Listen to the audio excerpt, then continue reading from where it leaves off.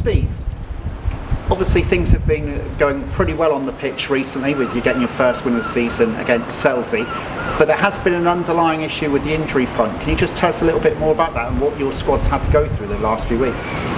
Yeah, no, so I think it's not been, we've made it not sort of public knowledge to a degree on social media platforms, but we've had 3 serious ACL and MCL knee injuries since the beginning of the season and through pre-season, etc. Culminating in 3 weeks ago, against Bournemouth. Our centre back suffered the third of those 3. So they've been really demanding on the squad, both on a player welfare perspective and on not just the players' welfare that are having the injury, other players that were involved in the matches as well, because these injuries have been horrific for anyone to see or hear. The screams from the ladies on the floor as the ligaments are tearing, etc. And sadly, these 3 players are all very, very fit players. There's no underlying reasons why it should happen. They've both been involved in contact with other players, and 2 of those contacts were sort of minimal, I guess, to a degree, compared to one of them which was a little bit more intentional. But all have resulted in these ligament injuries, and obviously with the women's game and the players in the Super League such as Beth Mead and Leah Williamson suffering those injuries as well, I'm keen to support my players both during their work at training and obviously in being around the squad, but also support them when they have their surgery. And one of them, Sasha Mole, for those that know Sasha, has just had her surgery on Monday, a couple of days ago. So she'll be back doing sort of the journey to recovery very shortly in the next sort of couple of months. And 2 others are still waiting for their surgery. So it's been tough, but these are not excuses, they're facts. And I like facts rather than excuses. And at the end of the day, I've asked an awful lot of the other girls in the squad, but they've shown great heart, great determination and love for their teammates to soldier on in games. And we've had difficult starts in this league, playing Exeter and Bournemouth, who are clearly very, very, very good sides that I've got a lot of time for and a lot of admiration for, and they will go on to compete the title at the end of the season, no doubt about that. But there's been other games this season where we've just gone down by the odd goal against teams around us, and sadly, if we'd had that slightly bigger squad, which we always know we're restricted against, being in between Plymouth and Exeter, it's always tough for us to get as many players as perhaps they may recruit. Perhaps having that little bit more because of those injuries might have just turned those games around for us. But we're very focused, we've got a lot of heart, and we know what we've got to do in the second round of games to the teams that are 5 or 6 of us in this league, within a league, so to speak, and we know we've got to pick up points next time round against those teams, and we'll be comfortably at the end of the season, hopefully comfortably stay up in this league. And we've got to remember it's tier 4, this is no pushover. We're up against Bournemouth, who have got a 6-figure budget, so we have to take a bit of a step back sometimes and realise what we've achieved to get where we are, enjoy it still, dust ourselves off with the facts of the severe injuries we've had, but keep looking to move forward. And we've picked up a good win a couple of weeks ago, and unlucky not to get more last weekend in a midweek game at Bridgewater. So, overall, a quarter of the way in, I think we've got to be pleased with where we're at considering the circumstances. Talking about the injuries again, we don't want to make clear this isn't poor old Torquay United. It's not just a Torquay United thing. This is something that is actually getting a lot of coverage in the women's game. And we're talking about people like Leah Williamson, Beth Mead, you've just mentioned as well.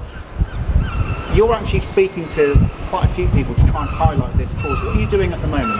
Yeah, so obviously I just today just finished a local radio piece with Riviera FM, with the gentleman there that heads up their sports scene programme on a Wednesday evening, where he covers all sorts of sport in the southwest, and that will be going out hopefully next week, and working closely with a professor from Newcastle University who's approached myself about our ACL injury crisis that we've had, or curse, as some of the girls might laugh when we talk about it, because we have to find a humorous way about it somewhere.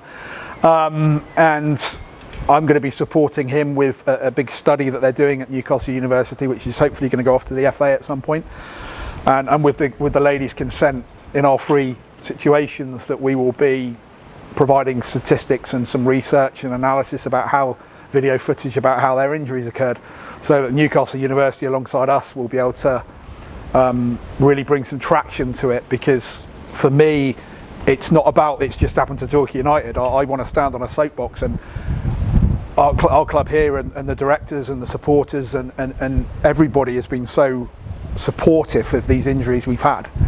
The directors are very supportive about us trying to take this to another level of getting on a soapbox, if you want, to sort of make sure every other woman footballer is aware of these injuries.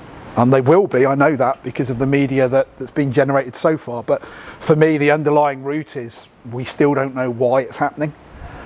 We know that there's more of a risk in women's football than women's rugby. We know that the FA and scientists have said it could be a menstrual cycle issue for a female athlete. They've said it could be the arch of a foot of a female athlete. They've said it could be boots. They've said it could be the pitches, be it grass or a 5G pitch. So it's a long bit of string that nobody really is able to pinpoint an answer. And I'm not saying our work with Newcastle Uni would do that, but if we can do anything, and I can do anything, and my ladies can do anything because of our situation, then that's what we're going to do.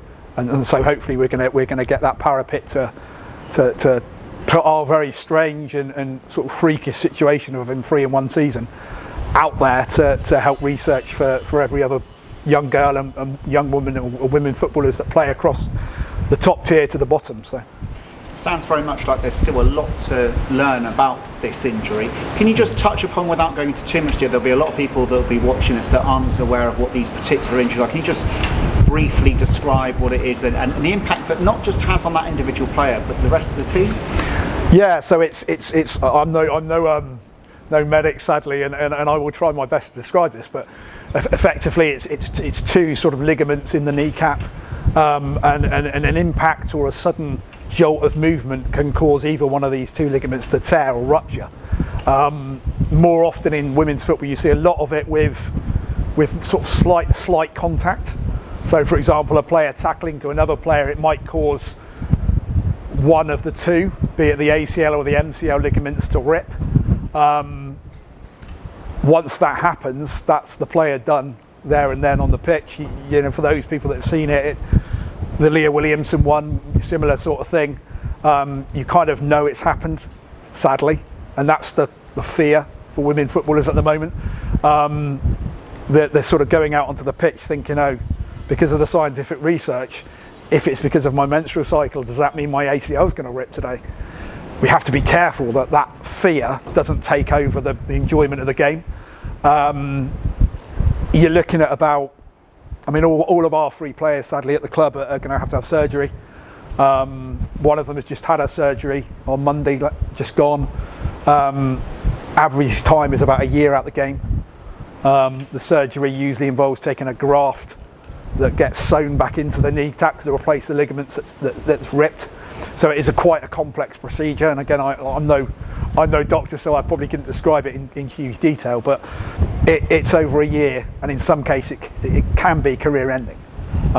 You know, if the other dynamics of the knee were to go at the same time, and you've got 4 or 5 things going on, it's a long road back, sadly. Mentally, yes, I think I touched on at the beginning, the players, it's not just about their welfare. For those that have had the injury, it's the welfare of the colleagues and teammates that have seen the injuries, heard the screams, heard the cries, and that's sadly what it's been in our cases. And you have to dust yourself off. Those fans that know our women players know how strong they are, that have seen us play, they know how big hearts they've got, and how bonded we all are as a group. And if it wasn't for those characteristics, I think, you know, some other clubs, if it happened to them, players might struggle with it. But you know, we're all there for the girls, and as everybody here is, and we'll make sure we get them back as quickly as we can. But I just think the whole work we're doing is just to make sure again, I can't reiterate enough, getting it out there that we want to highlight it more, because I'm not saying the research isn't done, it is, but is it enough?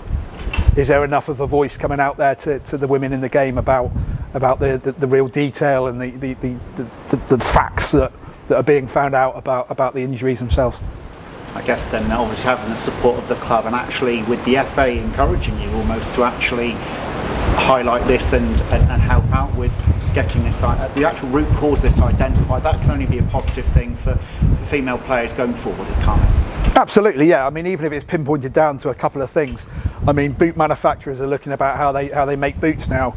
I won't name them, obviously, but there's a boot manufacturer making a women's boot at the moment. Only the one, but why is there only the one? When there are 100 different fancy colours and styles of men's boot, you know, what is predominantly a man's boot, let's say, in smaller sizes. So that has to improve. I think there has to be more analysis of every ACL. So for me, if your club has an ACL, I think there needs to be a scientific body that information is sent to, because I don't think enough information is going through the right scientific channels about the injury themselves. And you know, for example, if you look at the size of clubs, WSL clubs, even clubs in our league like Bournemouth, big clubs with big budgets, they've got the medical background to deal with the injury. What about the smaller clubs? You know, look, we're a small club in comparison to the league we're in, and then there are 3 or 4 or 5 more leagues below us. So if it happens to people in that league, it's probably just getting dusted under the carpet. So I think there needs to be a governing body that asks for all these statistics for every injury, because without that, I don't think we've got the actual research material to be able to say one day this is why it's happening. Steve, thank you for joining us today and for telling us a bit more about this, and we look forward to hearing more about this campaign, if you like, over the course of the next few weeks and months. Cheers, thank you.